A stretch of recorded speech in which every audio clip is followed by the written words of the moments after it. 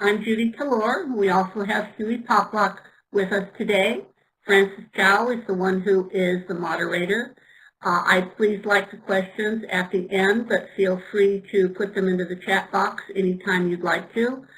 And also, as we go through the presentation, you're going to find many instances where I'm asking for your input, your ideas. Please participate and put them into the chat box. And once we get everything all together, we will be sending out all of the chat information, that's sharing of ideas to everybody who participated. This is a workshop or a session on is the demise of HAL-PC in your group's future. And I want to say hello to everybody. This is Hewie Poplock, and Judy's going to be probably doing much of the session, and I will just kind of work off of her and banter a little bit and some information as well. Go ahead, Judy. And Hewie's on one side of the country in Florida, and I'm on the absolute opposite in California. So here's what we look like, so you can have us in your mind's eye as we're talking. And we have information about me and information about Hewie. And if you go into apcug2.org and download the presentation, this becomes a little bit more meaningful to you. HAL-PC is a Houston Area League PC group. All of a sudden in June, we heard, we being APCUG, that they were folding. They were once one of the largest groups in the world, and they were one of the founding fathers, so to speak, of APCUG. Their equipment is gone. They've closed their office. They had a beautiful office where they had their SIGs and their training. And as you can see, a former HAL-PC member now owns the website and their internet service. So for all intents and purposes, this what was a large group is gone. And the question is, what happened? And we certainly would hope the same thing doesn't happen to all of our groups. It was written up in a blog in the Houston Chronicle, and one of their former board members, Bill Jamison, said yes, due to the changing society, it just wasn't working out for them. Everybody had a different set of interests and goals. The problem was most of their members were older, and they really weren't interested in adapting to the new culture. So the older members who were interested were going away, and we all know that you can't get new members unless you're working on tablets and smartphones and presentations like this. And as the blogger said, bluntly put, HAL-PC failed to keep up with the times. And I think a lot of us feel that some of our groups, we're struggling with getting our members to, take the leap to get into the future. So we don't want this to happen to all of us.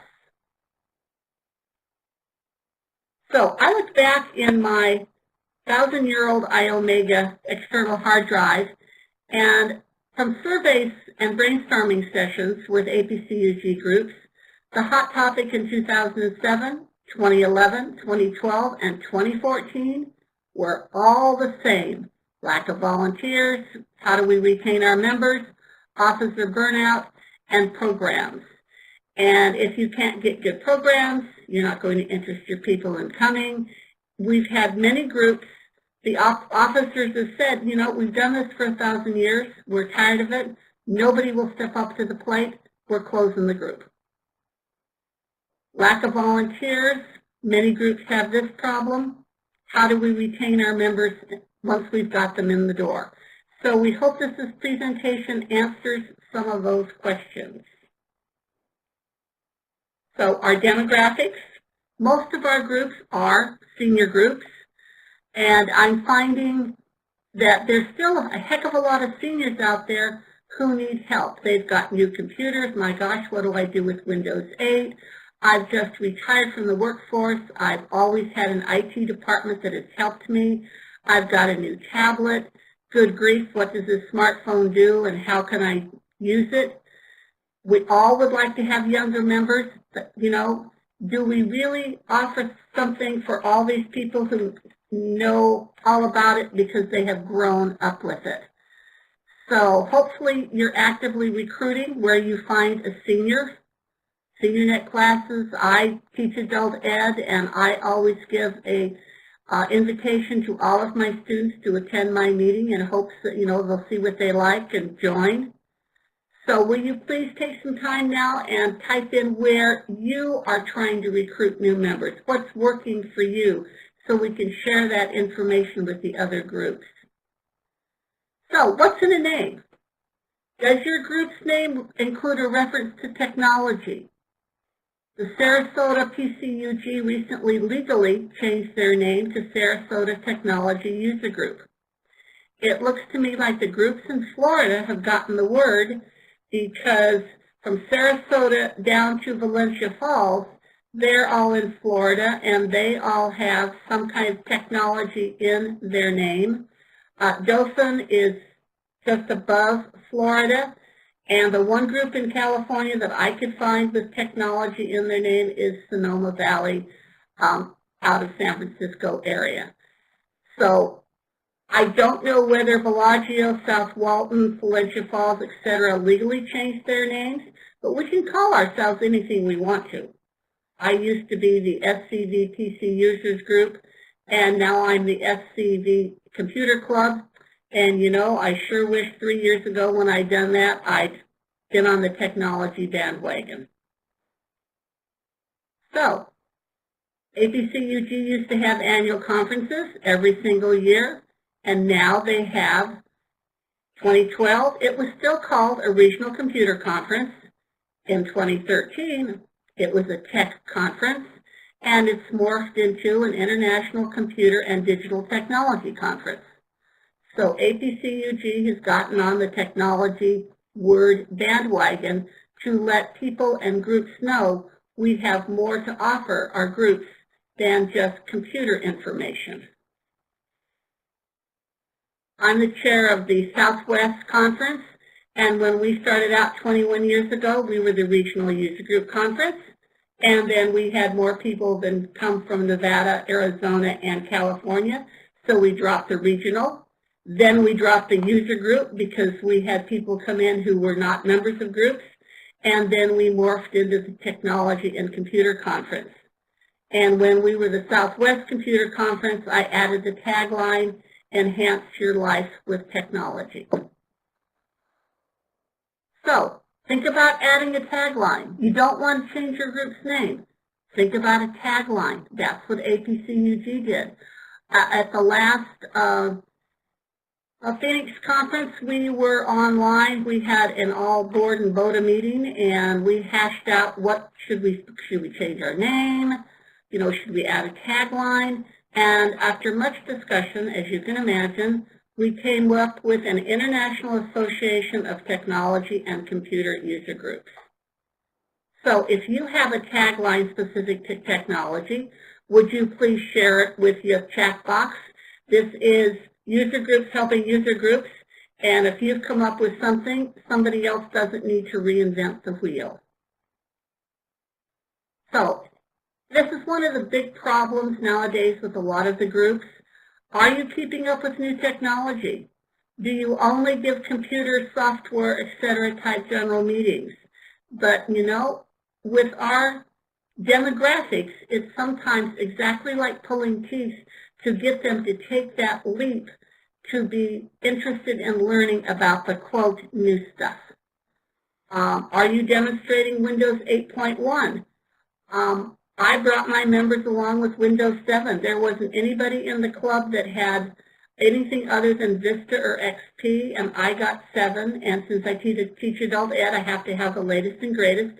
And I showed them a little bit, and I kept telling them, over time, you guys are all going to end up with Windows 7. Well, over time, aren't most of your members going to end up with Windows 8? So are you giving them a taste of it, even if not many of them have that operating system right now? Because I feel our meetings should be about educating the people in what's out there, what's new. I always tell my people that, you might not be interested for yourself, but there's no telling who in a conversation you could say, we talked about that at the computer club meeting. Here's information about that. somebody else might need that information, and we can pass it on. Judy, if I can, also, if most people, when they go out and buy a new computer now, it's going to have Windows 8.1, and they're going to need some help with it. And so they look for your group, and they find it, they come to it, but if you're not talking about what they're running on the new computer they just bought, you're not going to be of help to them, so they're not going to come back. So if you are talking about Windows 8.1 in your meetings, it doesn't have to be the only thing you talk about, but if you're mentioning it and some of your members are using it, then as new people come in, they are getting some value from your meetings, and they'll return. Okay, Judy? Dick G, if that is your tagline, from mobile to desktop, we inform, enlighten, and educate, that's absolutely fantastic. Thank you so much for sharing that. On to the slide. Do you have a tablet SIG? Do you have at least a meeting devoted to tablets? My group doesn't have SIGs, so we had everybody bring in their tablets. Another time we had everybody bring in their e-readers, and everybody got an opportunity to talk about them and how they use them. I noticed that groups are having an iDevice to encompass all of the I's, or an Android SIG. Even just starting small, at your meetings, do you ask your members to share their favorite app? It's difficult for people that have called programs forever to realize apps can also be programs, so that's new technology, word for them. The Claremont group out in Southern California had an e-reader SIG. It lasted for 2 years. Everybody knew what they wanted to learn on it, and they disbanded it. And there's one gal that says, if anybody needs help, I'm in the training lab every Friday helping people. You have a problem with your e-reader, come on in. So that was a short-term SIG, which is what the Temecula group does. They do short-term SIGs that come and go. They don't last forever, just until the members have learned what they need to do, and then they go on to something else. The Central Florida Computer Society, which is Hewie's group, their iSIG is a joint project with the Florida MAC group. Greater Cleveland has a joint holiday tech meeting in December with their local MAC group. So, do you guys have MAC groups in your area? You might want to think about, gee, could we have a joint meeting? So add your suggestions in the chat box on how you are handling new technology, putting into your meetings or your SIGs. Share your ideas with what works with us. Another thing they can do is invite members from the Mac group to come in and talk about some of either the Mac operating system or the iPad or the iPhones, and therefore you get a program out of it and you get the interaction between the two groups. If you have an Apple store in your area, it doesn't have to hurt to ask them if they will come in. At Southwest, we were in San Diego, and for 3 years, one of our guys talked to the Apple store that was about a block away from us, and they finally let us come in for a tour and a presentation, and they were so delighted with this response they got from the Windows people on learning firsthand information about the Mac and the iProducts. So give it a try. All they can do is say no, and we're used to people saying no to us when we ask for presentations. So I'm really going to hone in on your website. Have you actually taken a look at it lately? Do you still have a 3.5-inch diskette in the logo or the masthead? Our Friday kickoff speaker at Southwest got stuck in traffic, you know, those California freeways, and so I tap danced with this presentation from the stage because I didn't have anything else to do. And one guy in the audience stood up and shouted, "How about a 5.25-inch diskette?"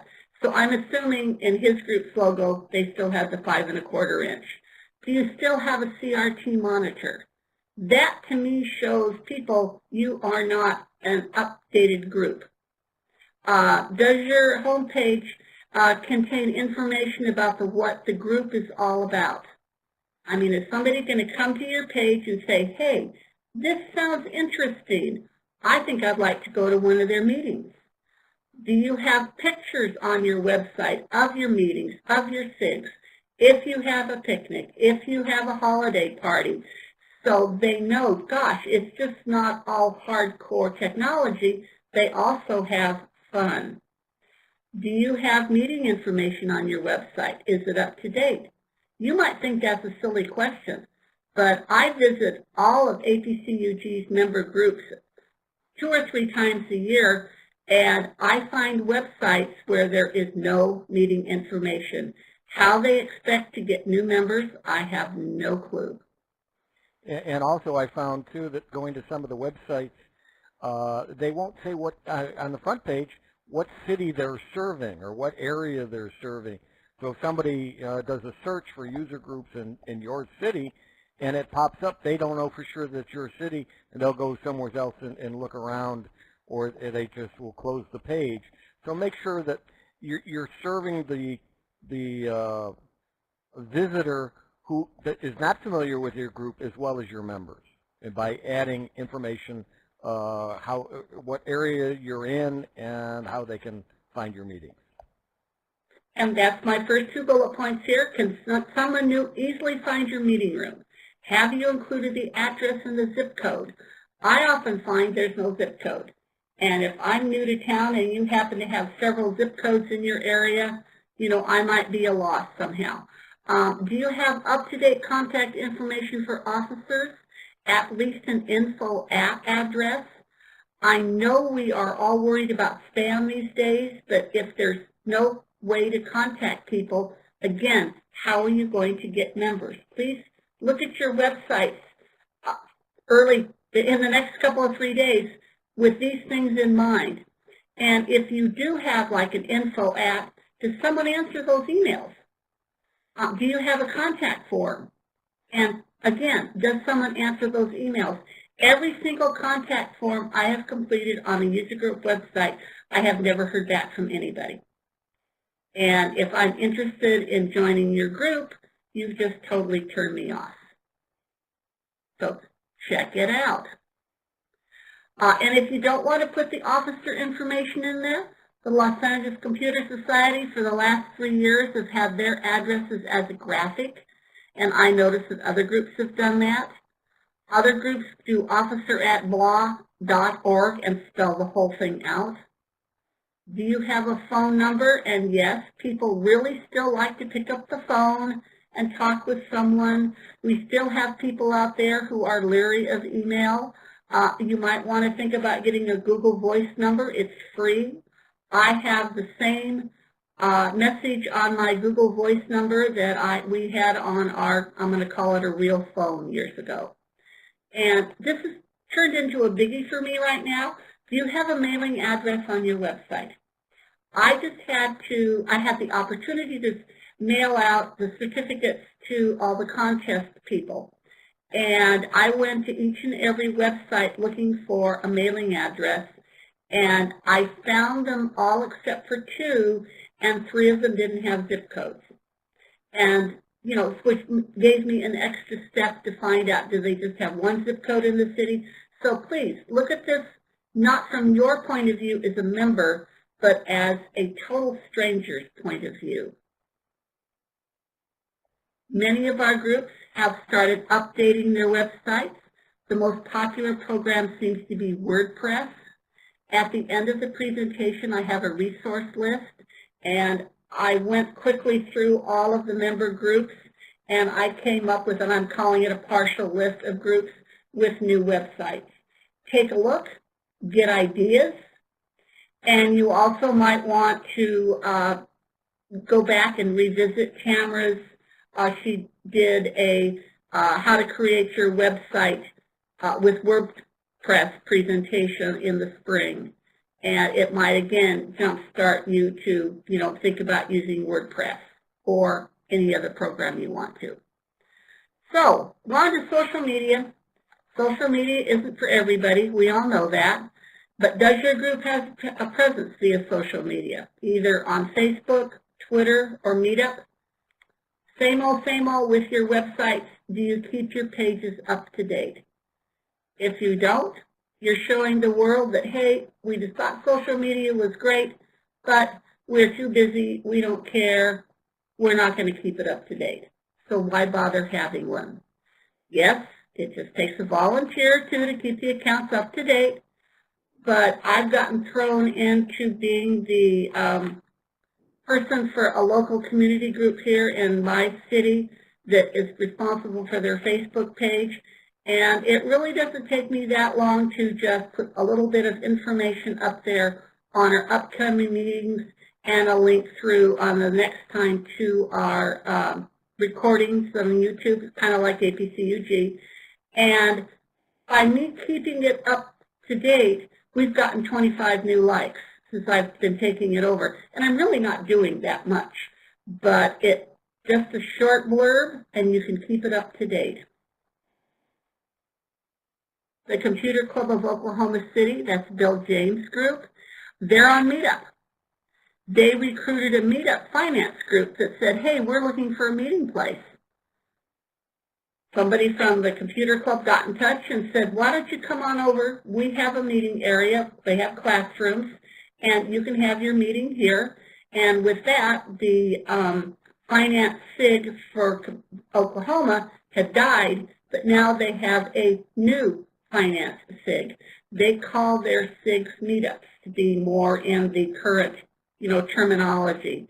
And Bill James told me he runs the Android SIG, and he said one day he had a visitor, and the gentleman got up, it's in the afternoon, and the gentleman stood up and he said, I'm sorry, I have to leave, I need to go to work.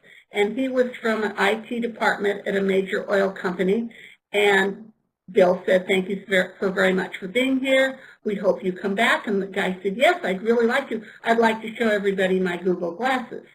And you can imagine Bill probably fell over on the floor and then got up and said, and you're coming back when? And he's gone on to, he'll even be making a presentation. So being on Meetup, we're kind of going to get a different type of people than maybe we usually get. But it does cost money. And there's groups out there that just don't have money for stuff like this. The Atlanta group hasn't had a website for the last couple of years. They're on Meetup and Facebook. So if you are on Facebook, Meetup, Twitter, please let us know. You can let us know in the chat box, or you can send an email to socialmedia@apcug.org. And David Williams, who is the chair of the social media committee, would really appreciate that. Okay, on to publicity. Simple thing. Do you have business cards for your members with meeting location, SIG information, website address, email address, whatever? When you're out talking to somebody, shoot, even at Office Max or Staples, the Best Buy, whatever, at the park, and you're talking about the club, and you say, you really need to come to one of our meetings. Oh, I'd really like to. When do you meet? Where do you meet? And with that, you pull out a wrinkled piece of paper and write the information on it. If you have a business card, your members have a generic business card. Their name doesn't have to be on it, just the contact information for the group. You can pull it out, keep it in your wallet, pull it out, and hand it to them and say, we'd love to see you there. See you next Tuesday, or whatever. Very easy way to do it, and Vistaprint is always running specials on business cards. Do you put your brochures and flyers in privately owned computer stores? We know we can't get them in the big box stores. How about all your tech repair people? If your members have favorite tech repair people, could you ask them to help you spread the word about your group? Do you put them in your camera stores? The traditional library senior centers, again with the Los Angeles Computer Society, they send their meeting flyer out to members who have volunteered to do this each month. The members print it out, and then they take it over to where they go, their local senior center, their library, or their tech person. So they're spreading the volunteering wealth around there among many people. And it's kind of easy for everybody to do because the people who are taking them were going to those places anyway. Think about putting a mini presentation together. Getting to know your club, what you do, featuring your meetings, your SIGs, whatever. I don't want anybody to laugh, but you never know when somebody's going to say, hey, could you come to my group and talk about your computer club? And you kind of go deer in the headlights. Well, if you've got a PowerPoint presentation that you've put together that lasts a few minutes to give them the overview, you're good to go. Many groups have open houses. Bill James' comment about their open house this year was we got 7 new members, which is really great because in 2013 we had more members attend than guests. You have tech call-in shows. Have your people call, ask a question, mention their group. For years, I've had a 4-page sample newsletter. Most of us have PDF newsletters now, but when a guest comes to my meeting, I give them one of our sample 4-page newsletters with, something about antivirus, up-to-date topics. I keep changing them so they have something to take away with them. And of course, they also get an application. Do you have community blogs? Do your people participate in those blogs? Have them try putting your information in and see if the person whose blog lets you do it. If you'd like to create a personal blog or a blog for your group, we have a virtual technology presentation for you, and you can reach it at apcug2.org. Are you in community calendars? What's great about this, you put it in once for 6 months or a year. If you keep your website up to date, you have them click through, and there's the meeting information. Somebody doesn't need to go in every single month and put something in. Local newspaper calendars.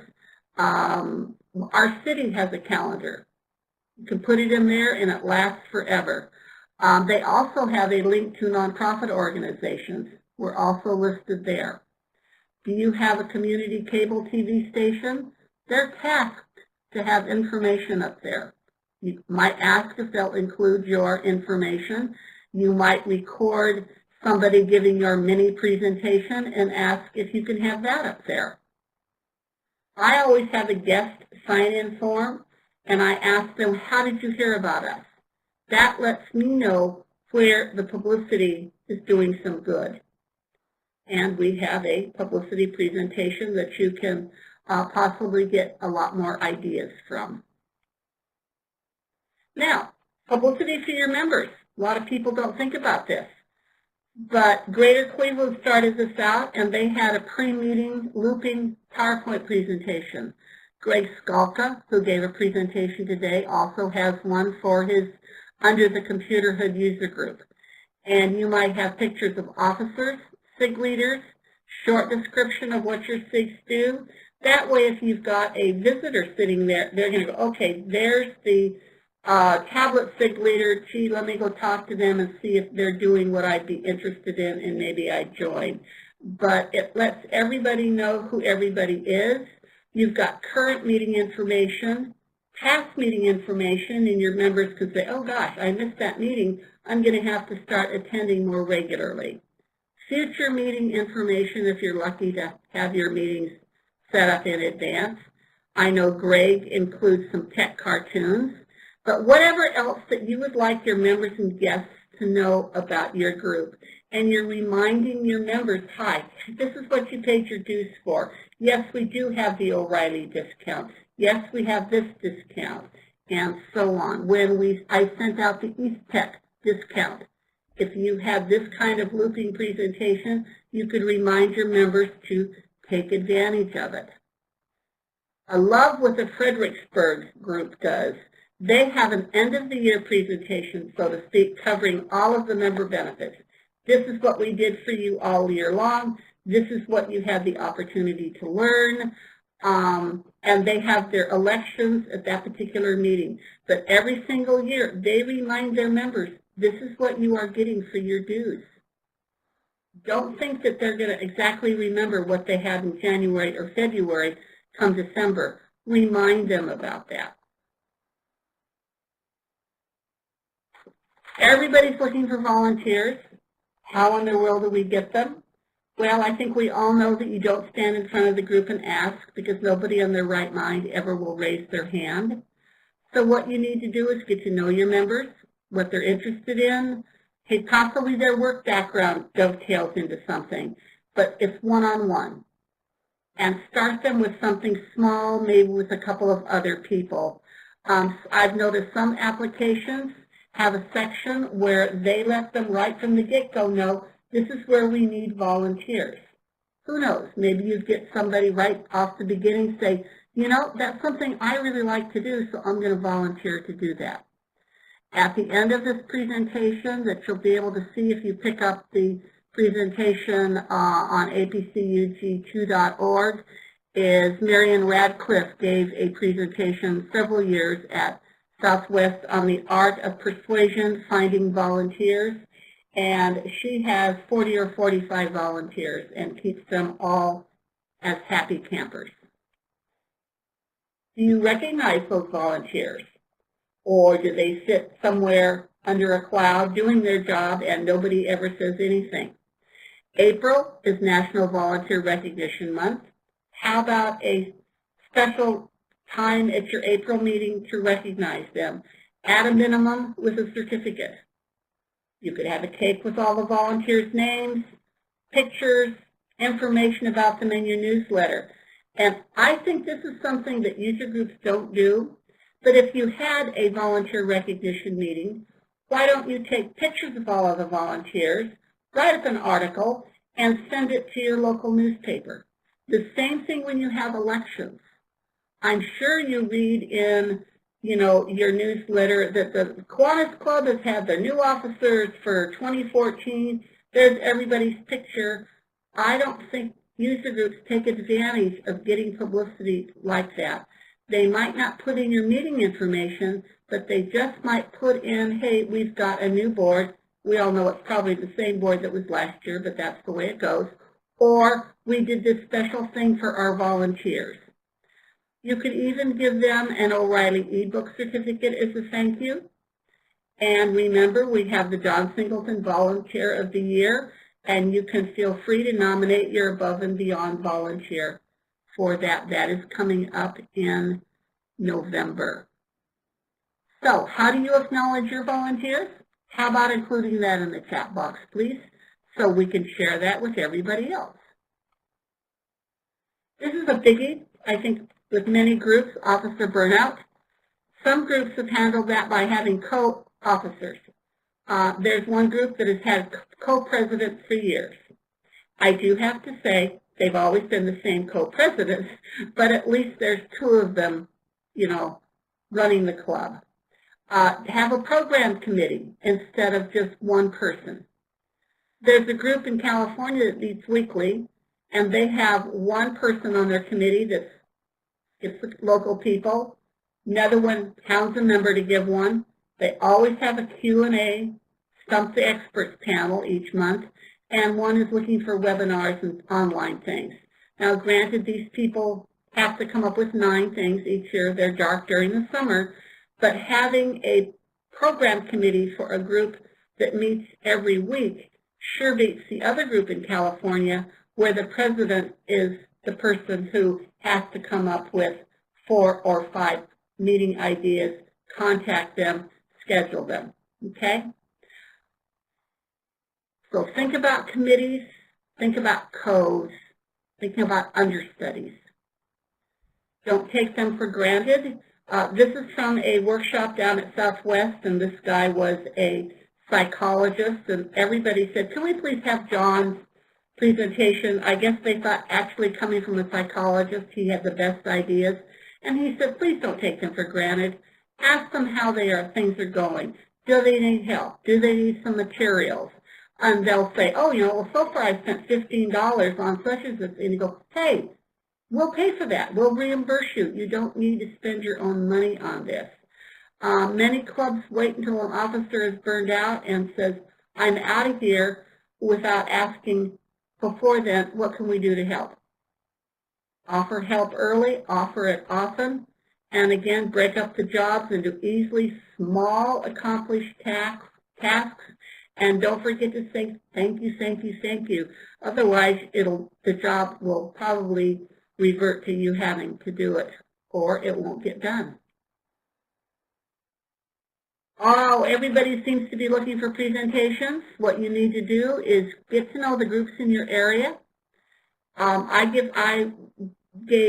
This is my 5th presentation this week.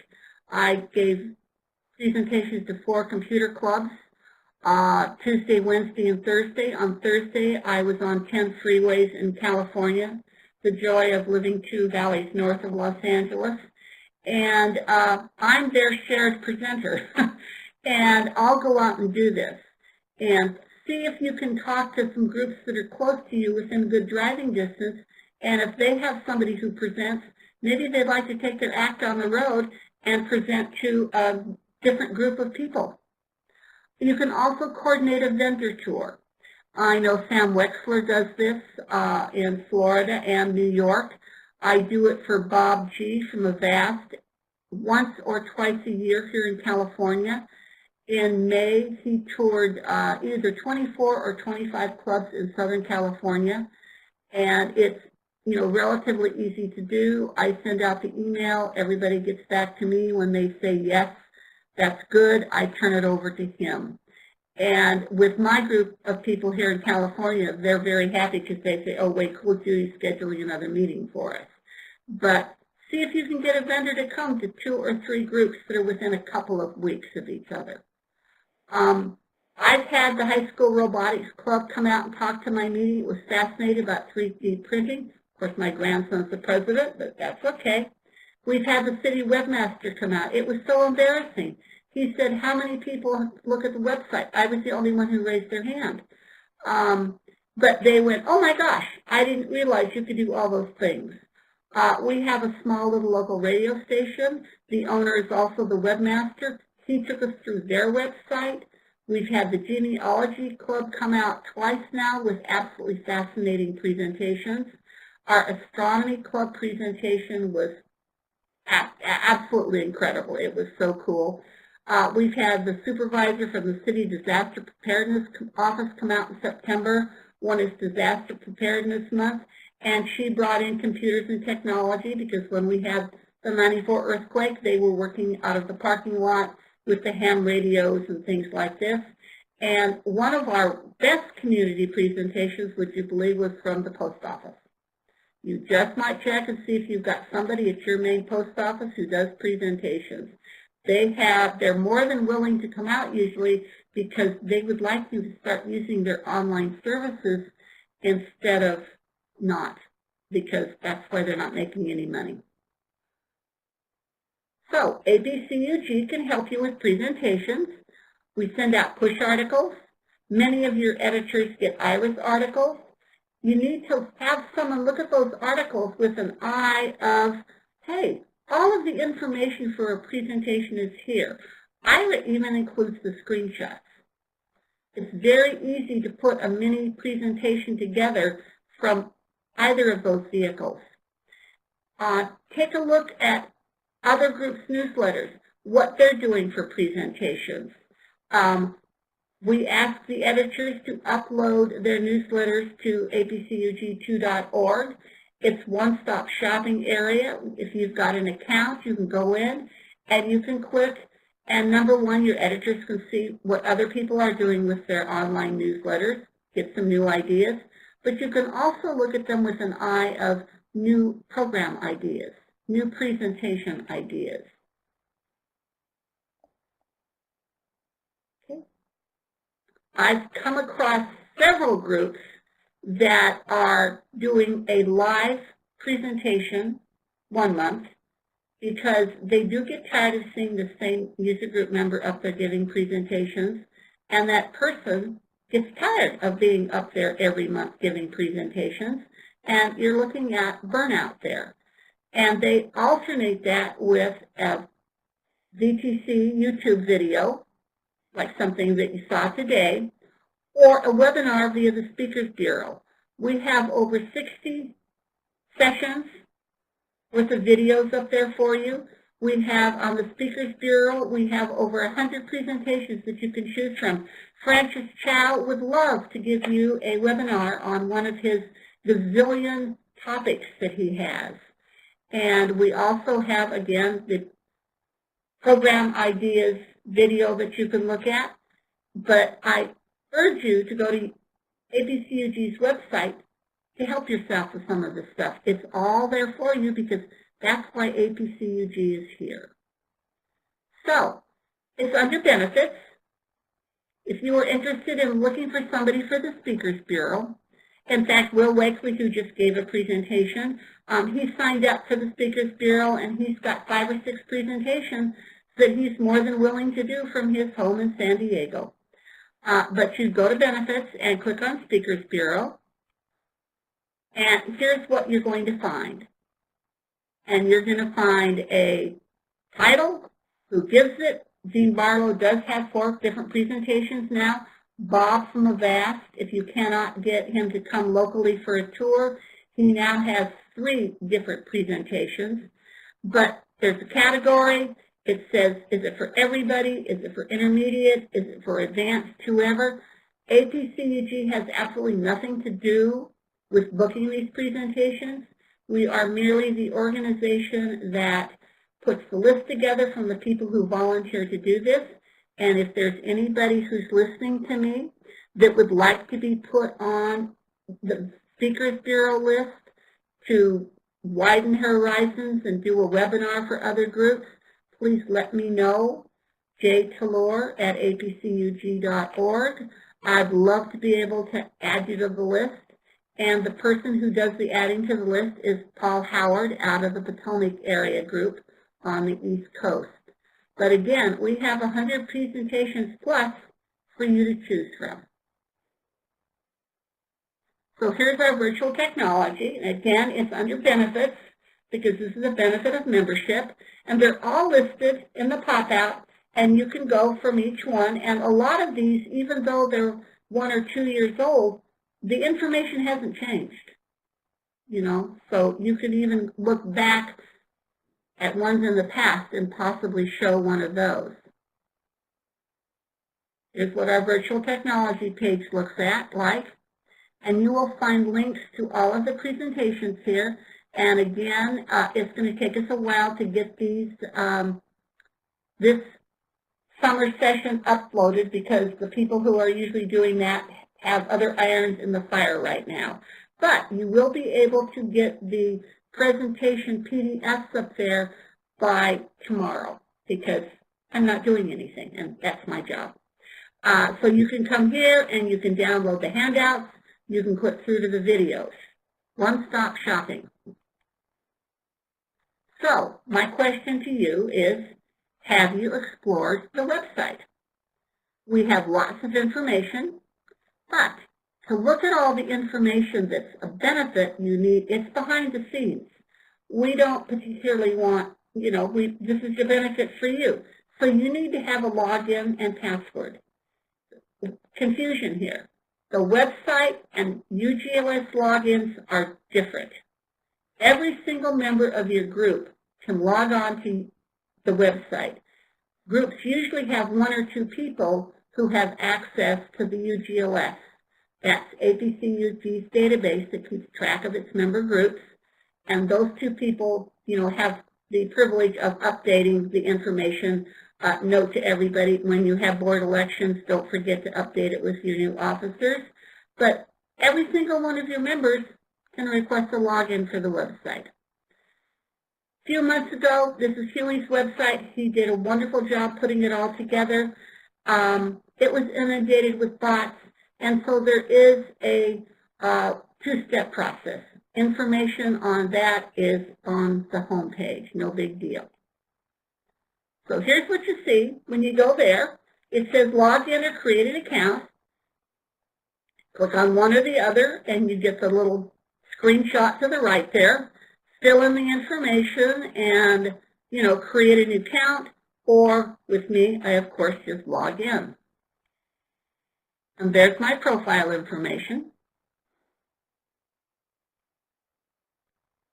And have you explored the blogs? We have blog postings. Hewie says, you guys have to put up blog postings. So I've been trying to do that. I'm trying to broaden my horizons to the community group's Facebook page, APCUG's Facebook page, and the blogs on the website. But there's last-minute VTC reminder. User group discussion about scamming the scammer. You'll never know when you're not going to find something that goes, hey, you know, this might make a good presentation at our meeting. And you can look at these, but you can't post comments unless you are the person who has a login and password. Here's one that Hewie put up. This is a gentleman in Arizona, and Hewie showed his video at their meeting, and it resulted in a very good discussion on, hi, I'm calling from Microsoft, and your computer is all trashed. Please let me look at it so I can fix it for you. And then they either want money or they trash it even more. But he said in his blurb there that you probably can't read, they had a lively discussion after the presentation. You too can use this video for a presentation. How are you going to find out about it? Take a look at APCUG's blog. And Hewie mentioned this at Tamara's social media presentation. This is one on how to show seniors a little bit about Twitter. And this is a mini short little presentation. And if you look at this, then you would go to this person's website. And he probably has, different ones, maybe Facebook, whatever. I've only looked at this one. But again, it's a short little, this is something different. Hi, we're going to go out to YouTube. We're going to look at this. We're going to click here, whatever. And again, it's not the same person standing up in front of your group all the time. We also have our discounts listed in the members only have a login area. Here's our benefits, just a partial little tiny list. So, have you explored it? If not, I recommend that you do. I got some good news for you. HAL-PC is dead, for all intents and purposes, but they do live on with its build or buy SIG. It was the group's largest SIG. And he read my blog posting about them dying, sent me an email, and said, hey, thanks for putting this information up here. This is what we, the build or buy SIG, is doing.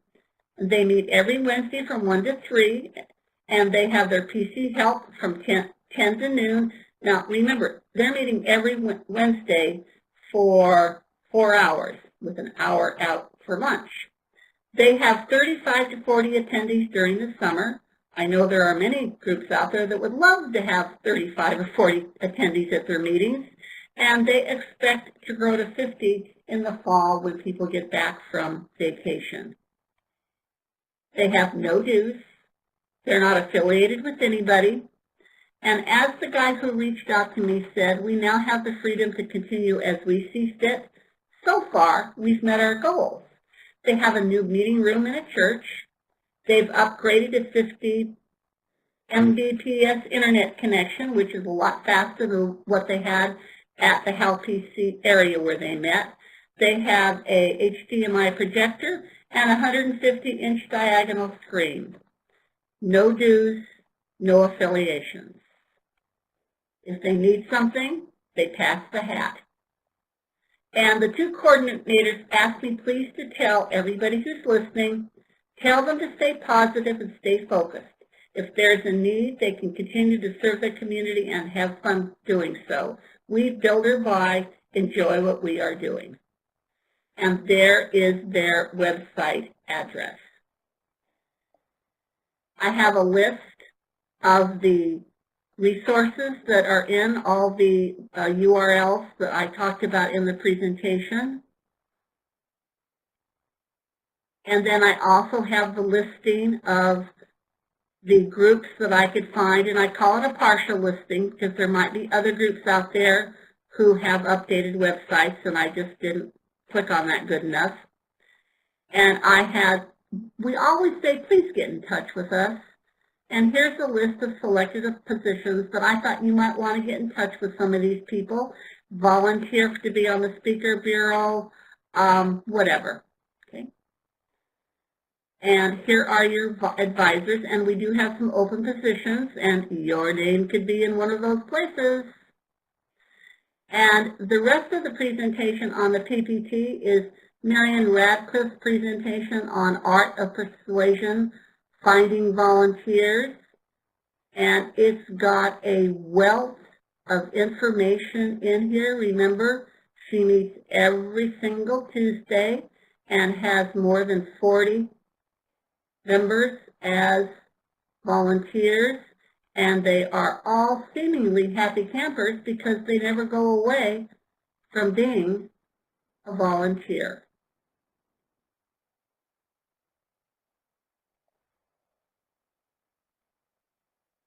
And I am finished. Thank you so very much for listening, and I hope you got some new ideas.